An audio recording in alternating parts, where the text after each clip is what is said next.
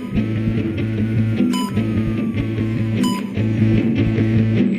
é o CIMEPcast, o podcast oficial do Sindicato dos Médicos de Pernambuco.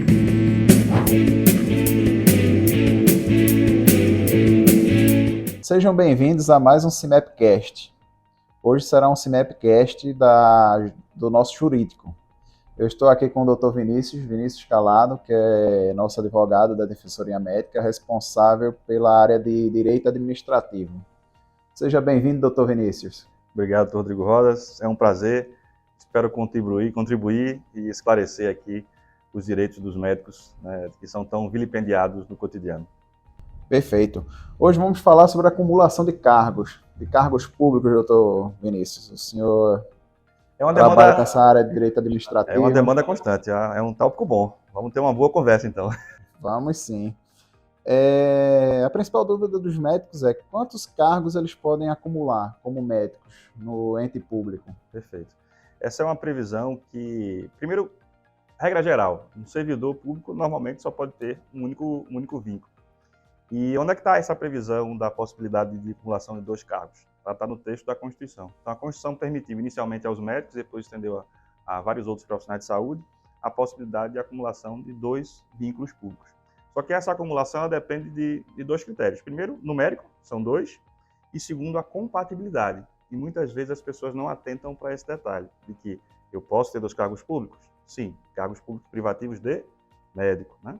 E tem que haver a compatibilidade. E existem outras exceções que a gente pode ir conversando, mas regra geral, são 2 vínculos públicos, cargos privativos de médico, né, sendo ele profissional médico, e notadamente uma compatibilidade de horário. E essa compatibilidade de horário tem situações que são bem inusitadas, né? Imaginemos um profissional que trabalha num plantão das 7 às 7 e eventualmente vai cumprir uma jornada de um município do Recife, município de Caruaru, que tem um deslocamento. Então, há o tempo desse deslocamento. Então, ele pode sofrer algum tipo de retaliação, né, de algum tipo de processo administrativo por conta do tempo de deslocamento. Ele não pode sair de um lugar e se leva 2 horas ou 1h30 para chegar ali, não vai conseguir chegar no tempo adequado. Então, tem que ter muito cuidado, porque quando você assume o vínculo público, você deixa um rastro, né? Assim, do ponto de vista da sua vida, da sua história. E quando chega um processo ou chega alguma coisa, aquilo que está para trás não consegue ser apagado. Então, tem que ter muito cuidado ao tomar a decisão e assumir. E, tendo dúvida, procurar a defensoria, não, doutor Rodrigo? Com certeza, para sanar essas dúvidas. Doutor Vinícius, outra dúvida. O médico pode acumular, além dos 2 cargos públicos, privativos da medicina, né? Pode acumular também cargo de professor público? Como eu estava dizendo ao senhor no começo, né, eu disse, olha, vamos destacar que só pode ter um cargo. Então, os cargos técnicos, a Constituição permite que um profissional, por exemplo, um juiz, um advogado público, qualquer outra profissão, um servidor público, ele pode acumular com um cargo de professor. Então, é outra exceção. Só que aí seria uma exceção da exceção, né? 2 vínculos de médico mais um vínculo de professor. Então, não pode, de fato, não pode. Eu posso ter 2 vínculos de médico? Sim. Posso ter um vínculo de médico e um de professor? Sim. Posso ter 2 vínculos de médico e um de professor? Não. Por quê? Porque aí seriam 3 vínculos. Eu teria 2 cargos técnicos, que a Constituição me permite na área de saúde, mas teria um cargo de professor, teria que optar. Né? Teria que optar. E é muito triste, né? Às vezes eu já tive casos aqui na Defensoria Médica de atender um médico chegando aqui muito triste, porque passou num concurso público, né? E aí a gente talvez precise entrar na questão do vínculo de inatividade. Você se aposenta de um vínculo, agora eu vou realizar meu sonho, fazer concurso para a universidade, vou ser professor.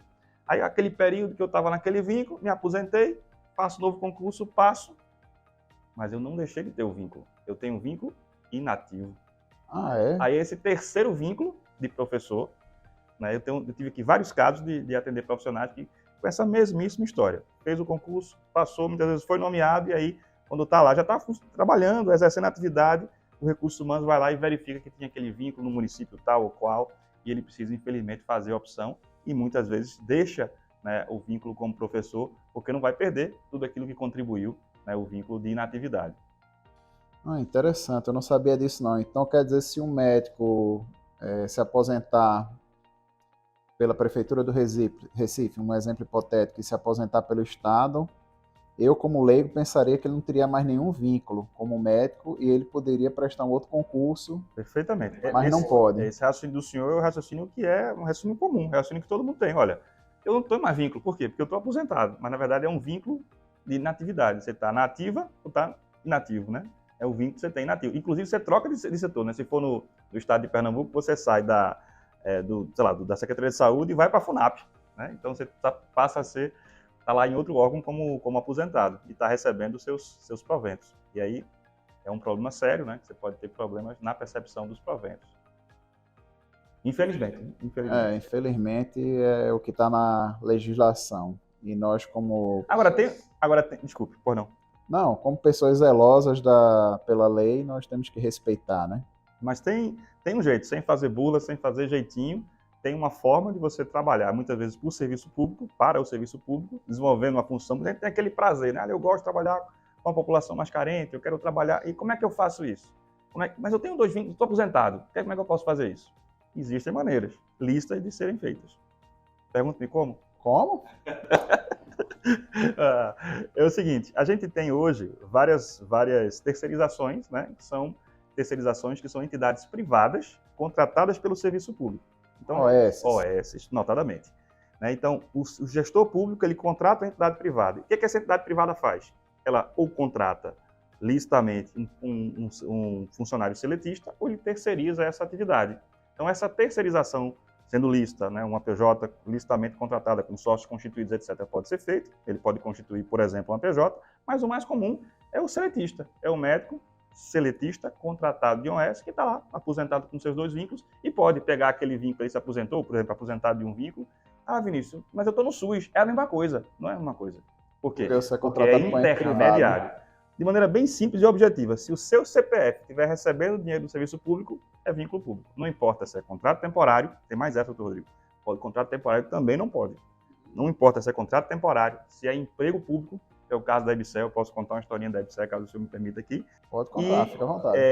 O servidor, né, público da atividade ou inatividade. Qualquer um desses vínculos, recebeu direto do CPF, é vínculo público. A EBSER é uma autarquia federal, né? Então, seria caracterizado como vínculo público. Me corrija se eu estiver errado. Veja, e a gente foi a juízo, né? Logo que a EBSER é relativamente nova, né? A gente está aqui há 20 anos, então, né? Esquece, abafa, né? O caso, ninguém viu, né? Faz de conta que ninguém viu.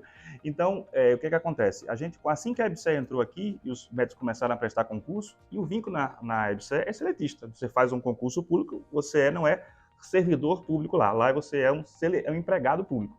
É uma mudança de terminologia, a gente foi a juízo. As primeiras negativas de servidores, de funcionários públicos, né, de empregados públicos da EBSER, nós questionamos de juízo. Infelizmente, não só aqui em Pernambuco, mas no Brasil todo, a jurisprudência se consolidou de que realmente não poderia acumular.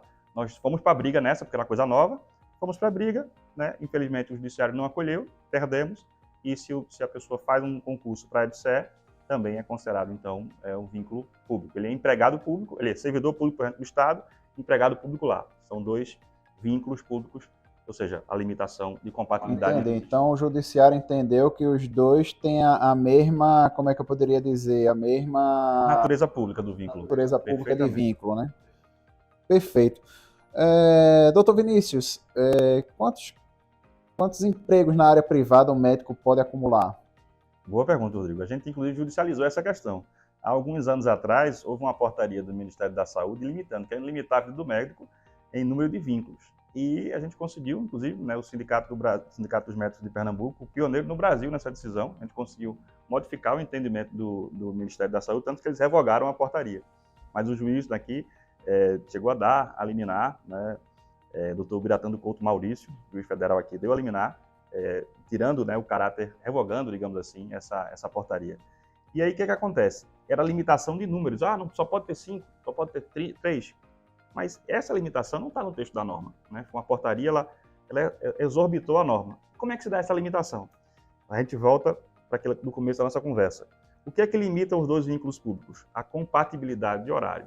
Então, se eu tenho 2 vínculos públicos e eu tenho horários outros que eu posso me organizar na semana, e a gente pode chegar no CNES, que é o mapeamento justamente disso, se eu consigo organizar a minha vida de modo a trabalhar, alguém que trabalha, por exemplo, 60 horas por semana e outro trabalha um pouco mais do que isso, e é possível a pessoa trabalhar, né, dormindo, etc., e é o vínculo, são os dados reais, não há limitação. Por exemplo, nós tivemos aqui, alguns anos atrás, um concurso público privativo para a ANS, e era um concurso que era privativo de médico, para exercer aquela atividade, que é o médico fiscal. ele tem que olhar prontuário, olhar a pressão do paciente, era um cargo privativo de médico. Porque a ANS entendeu que não, que não podia, que era um cargo de analista, um cargo que não era privativo de médico. Mas se ele não tiver o CRM, como é que ele ia fazer o concurso? Então, a gente conseguiu, inclusive, afastar essa limitação. E como é que era esse médico? Como é que era o vínculo dele? Ele tinha 40 horas na semana, porque o vínculo público da ANS, o concurso eram 40 horas, e ele tinha um vínculo no Estado. O que ele fez com o vínculo do Estado, para ficar correto? Jogou para o final de semana. Conseguiu um vínculo de 24 horas no final de semana. Né? E aí, qual era o entendimento da Procuradoria? Olha, não pode 40 horas da semana mais as 24, dá 64. Ele só pode ter 60, mas está no final de semana. Né? E são 2 cargos privativos de médico. E aí o Judiciário reconheceu e ele conseguiu manter esses 2 vínculos. No caso dele, não é o único no país, mas é um dos poucos aqui que enfrentou essa demanda e teve a coragem de enfrentar aí essa limitação e conseguiu garantir o seu direito em juízo. Perfeito. E como é que o ente público, doutor Vinícius, ele consegue monitorizar se o médico tem mais de 2 vínculos públicos? Que aí deixa para falar do CNES, né? Pois é. No passado, né, a gente não tinha grande integração dos sistemas informatizados. Hoje a informática está em tudo, né? Hoje sabem onde nós estamos pelo nosso telefone celular, né? E somos rastreados e vigiados aí por tudo que nós fazemos. E não é diferente com a otimização de serviço público. Você precisa fazer atualizações cadastrais, né? E nesse cadastro, esses dados eles são cruzados. Normalmente, no âmbito estadual, o Tribunal de Contas do Estado, o Tribunal de Contas do Estado vem fazendo isso de maneira muito corriqueira, é muito comum, a gente costuma receber aqui com muita frequência esse tipo de cruzamento de dados, e as próprias prefeituras são notificadas. Não, a prefeitura e o Estado, o Tribunal de Contas notifica de que viu uma incompatibilidade pelo CPF, pelo número de vínculo no CPF, e solicita que aquele ente municipal ou o próprio Estado adote providências para regularizar. Se o ente municipal ele adota as providências, comunica ao servidor, ele agindo de boa-fé, ele não sabia que aquilo era irregular, é a presunção de boa-fé, tem que ser, e ele escolhe o vínculo, esse processo simplesmente é arquivado. E essas informações, por obrigação legal, o município, o ente privado e o ente público, né, o ente privado que presta serviço público, ele tem que lançar as informações, não só da atividade, né, do cargo função, como também do número de horas reservadas. E a sua pergunta é bem importante, o senhor falou do CNES, porque às vezes, infelizmente, alguns municípios usam CRMs de outros profissionais, ou profissionais que já não estão mais no serviço, né, e fica lá aquela informação equivocada. Né, e o médico ele pode requerer que essa informação seja retificada para que ele não tenha problemas. Né? Imaginemos, eu vou desenvolver uma atividade no outro município e está lá a informação de que eu tenho 20 horas. E aí vai estourar, vou ter lá 120 horas na semana. Não vai ser possível, né? Uma impossibilidade do ponto de vista fático de realizar. E aí precisa ser sanado, precisa ser corrigido. E se essa informação errada eventualmente venha a causar algum dano, ele pode até mesmo processar o município. Mas sempre partindo do pressuposto de que a solicitação deve ser feita previamente para que a correção seja realizada e o médico possa trabalhar normalmente. Então, perfeito. Então, um médico que olha lá o seu CNES e vê que ele ainda está cadastrado como servidor ativo, como funcionário ativo em um determinado estabelecimento de saúde, em uma determinada prefeitura, estado, enfim, mas ele já se desvinculou.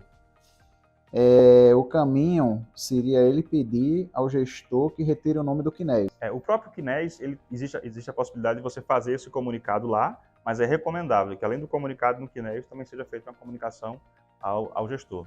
Porque essa informação da saída, o médico vai lançar a informação de que não está mais, mas a informação da saída tem que vir lá do gestor. Por isso que a gente entende que é importante que o gestor também seja comunicado. E se ela se perpetuar no tempo, pode causar prejuízo e aí cabe ao médico propor uma ação judicial, a defensoria está à disposição para isso, para que ele seja retirado do CNES e preventivamente não venha a ter um problema posteriormente. Perfeito, uma conversa muito esclarecedora. Então, tomem cuidado, pessoal. Tomem cuidado, pessoal. Vocês não podem acumular mais de 2 vínculos públicos. E, principalmente, ver a questão da compatibilidade de horário, né? Porque tem muita gente que ultimamente está caindo nessa situação, né, doutor Vinícius? Pois é. E a gente tem casos aqui, eu vou dizer um número aqui que as pessoas que talvez não conheçam a realidade do interior vão se chocar. Eu tive casos aqui de pessoas com 5, 6 vínculos. Eu disse, Vinícius, como é que é possível? Por quê? Porque normalmente a contratualização no interior é para um turno. Né? Ele vai fazer um ambulatório numa cidade, numa micro-região, ele faz. Ou seja, os 5 vínculos são 5 turnos. É um segunda, terça na outra, quarta na outra. E a contratualização é aquela. Na verbalização com o médico, muitas vezes o contrato administrativo não é entregue ao médico. E quando se vai verificar, a formalidade é de 20 horas. Ou seja, teoricamente, ele foi contratado para 20, na cabeça do médico da informação que foi dada a ele, corretamente. Ele não está fazendo nada errado na cabeça dele, porque ele não assinou, inclusive, nenhum documento. E aí, depois, vem uma situação, a denúncia ao Ministério Público, por exemplo, está a irregularidade, devolver valores. Então, muito cuidado. Sempre verifique o instrumento contratual. Não há contrato administrativo verbal. Deve ser sempre por escrito. Muito importante isso. Perfeito, doutor Vinícius. Muito esclarecedor esse nosso bate-papo aqui. Infelizmente, chegou ao final. Já acabou? Já, o Marcelo aqui, nosso gerente de vídeo e podcast, está nos cobrando que finalizemos o bate-papo. Mas ainda tem um tempinho para o senhor fazer as considerações finais. Então é isso, eu queria reforçar as suas palavras, chamar a atenção dessa limitação dos 2 vínculos públicos, com compatibilidade de horário, então muito cuidado com essa compatibilidade de horário. E havendo uma contratação temporária, né, as pessoas já dizem, é um contrato temporário, eu não sou servidor. Mesmo o contrato temporário é considerado realmente um concurso, um vínculo público. A dica, como eu disse no início, para quem não pegou ainda, né, se o seu CPF está recebendo de um ente público, é vínculo público. Na prática é isso.